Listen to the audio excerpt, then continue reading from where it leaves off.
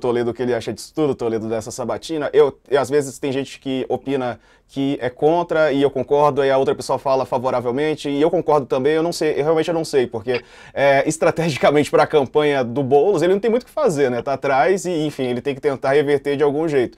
Só que, claro, o Marçal é o Marçal. Será que vale dar essa vitrine, né? Colocá-lo, né? Dar a ele essa importância? Acredito que não. Mas, enfim, eu O, concordo com as duas coisas.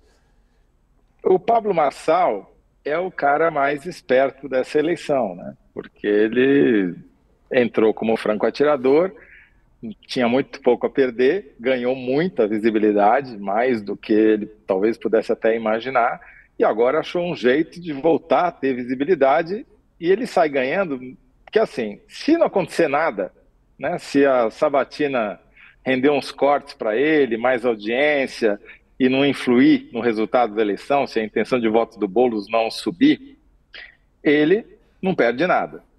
Se o Boulos sobe, e pode subir por vários motivos, pode subir inclusive porque vai ter debate na Globo à noite, né?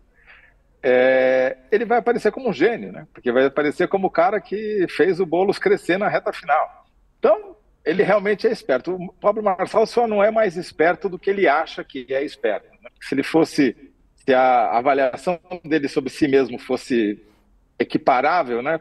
Fosse igual, ele não teria perdido, talvez, a vaga no segundo turno. Ele quis ser mais esperto do que ele é e acabou ficando de fora. Agora, do ponto de vista do Boulos, eu concordo com o coach de que é um sinal de desespero, não resta dúvida, né? A única explicação para o Boulos ir a essa entrevista de emprego é achar que pode ganhar alguma coisa e a única coisa que ele tem a perder é a eleição, mas essa já está perdida. Esse é o único raciocínio que justifica ele fazer essa entrevista com o Pablo Marçal na véspera da eleição. Agora, ele precisa justamente dos votos do eleitor do Pablo Marçal. Se ele acha que já está perdido, então vamos lá, perdido por 1, perdido por 10. Mas o Boulos não pode ter menos do que 40% dos votos válidos no sábado, que foi o que ele teve 4 anos atrás. Se ele tiver menos de 40% dos votos válidos, e hoje ele está com 42% dos válidos, segundo o Datafolha, aí vai ter se provado um tiro no pé essa ida ao Marçal, porque se ele tiver menos do que ele teve na eleição passada, ele não só ele vai perder a eleição, como ele vai provavelmente perder a chance de disputar outras eleições majoritárias, porque vai ser visto como um candidato em decadência. Se ele tiver mais votos do que ele teve na eleição passada, ou seja, mais de 40% dos válidos, aí ele ainda continua com alguma chance de ser uma opção de esquerda. Talvez né, coach, eu vou fazer aqui uma pergunta de tiozão, uma piada de tiozão, aliás. Talvez o Pablo Marçal queira ser o fermento, né, que faz o Boulos crescer ali na reta final. Aquela piada sem graça que eu bolei aqui. Vai lá, coach. Não, e pode acontecer exatamente o contrário também. Uma coisa, Diego, que eu não consegui entender ainda, talvez vocês me ajudem, é o seguinte: como é que o Boulos passou de 38% de rejeição no primeiro turno, que já era alto, para 58% na primeira pesquisa do segundo turno, e Eu, agora eu, está 55%? eu tenho a resposta. Eu fui Diga, pesquisar por sua causa. me explica. É o seguinte: no primeiro turno, a pesquisa faz a seguinte pergunta: dentre estes candidatos, em quem você não votaria de jeito nenhum? Por que é feito dessa maneira? Porque a ideia dessa pergunta é gerar um ranking para saber quem é mais rejeitado do que o outro. Tem várias opções, então faz sentido você fazer essa pergunta no primeiro turno. No segundo turno, essa pergunta não faz mais sentido porque só tem dois. Então, ou é um ou é outro. E daí o Datafolha mudou a formulação da pergunta e passou para perguntas de potencial de voto. E o Boulos? Não votaria de jeito nenhum, poderia votar, votaria com certeza. E ao fazer isso, como a pergunta muda, o mindset de quem responde também muda, o resultado muda. Esse tipo de pergunta não é...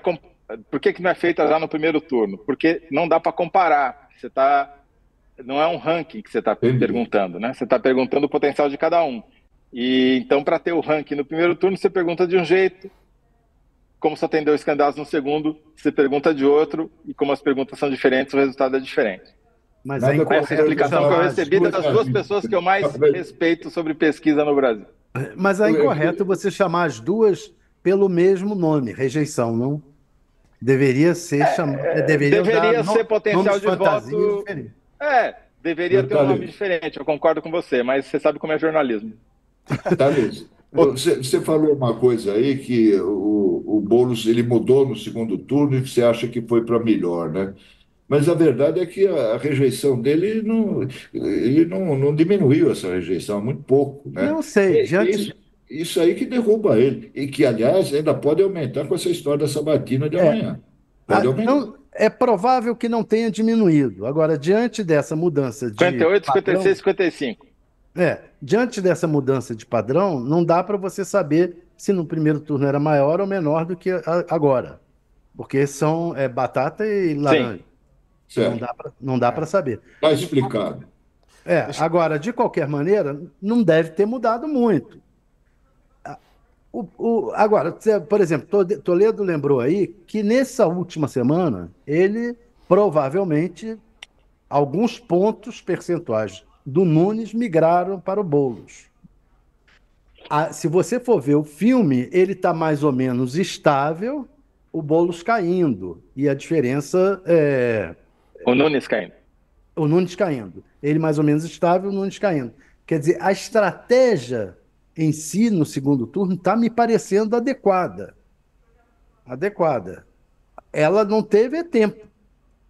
E a gente previa isso. Quando apareceu a primeira pesquisa Datafolha, com 22% de diferença, qual foi a nossa reação aqui? Foi, caramba, não dá mais. Tá? Muito difícil. Então, não houve tempo. Mas a mudança de estratégia me pareceu correta, muito embora fosse praticamente. O Toledo também dizia isso: é praticamente possível você criar uma estratégia nova, mudar a cara totalmente. Não dá para você mudar a cara totalmente. É o que deu para fazer. E eu acho que foi razoável.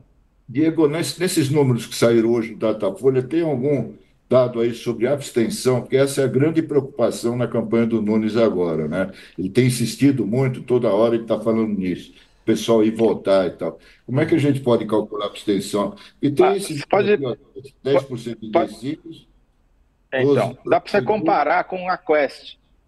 Porque a Quest, você vê, né? A Quest deu 44 para o Nunes, enquanto o Datafolha deu 49, deu os mesmos 35 para o Boulos, e deu 19 de branco e nulo e 2 de indeciso. Quer dizer, não voto está dando 21 na Quest e 16 no Datafolha. Por quê? Porque a pergunta de intenção de voto estimulada da Quest prevê a possibilidade do cara não ir votar. Isso estimula o não voto.